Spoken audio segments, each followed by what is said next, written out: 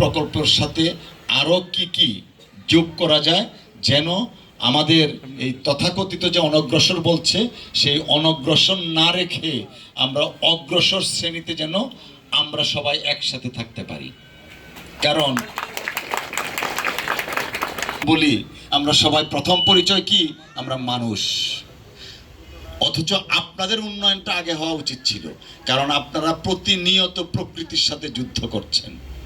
আপনাদের পানির সমস্যা আমি জানি, আপনাদের ল্যাট্রিনের সমস্যা, সুপেয় পানি তো দূরের কথা, নর্মাল পানিটা আপনারা পান না, যে কারণে হয়তো আপনাদেরকে অনগ্রসর বলা হয়। তো আমি চেষ্টা করব আপনাদের সকলকে সাথে নিয়ে এই অনগ্রসর যে খেতাবটা দেয়া হচ্ছে সেই খেতাবটা যেন না থাকে।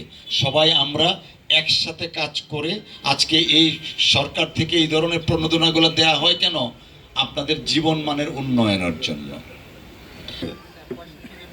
65 জনকে দেয়া হবে। তো এই 65 জন যে প্রাণী দেয়া হবে সেই প্রাণীগুলোর থেকে যেন আরো বাড়ানো হয়। আপনার আমার দাফন কাফন এই দেশে হবে, এই মাটিতে হবে, দাহ এই মাটিতে হবে। আমার ব্যক্তিগত সম্পদ করে কার জন্য রাখছেন? ব্যক্তিগত সম্পদ অবৈধভাবে উপার্জিত করলে সেই সম্পদ কখনোই থাকে না। এই প্রমাণ আমরা বাংলাদেশে বহুবার দেখেছি। আমি আমার বক্তব্য বাড়াবো না। আমি জানি এই দুপুরে কাউকে কষ্ট দেওয়ার জন্য এই কথাটা বলছি না। আমি আমার এই 2 মাসের উপলব্ধি থেকে বলছি, আমরা দেশকে ভালোবাসি।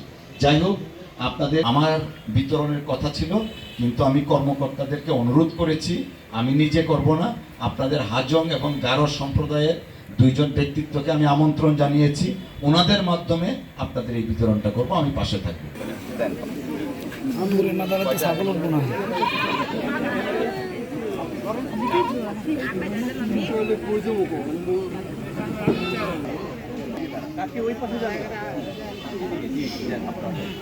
এরপরে নির্মলা হাজং, মিনকি।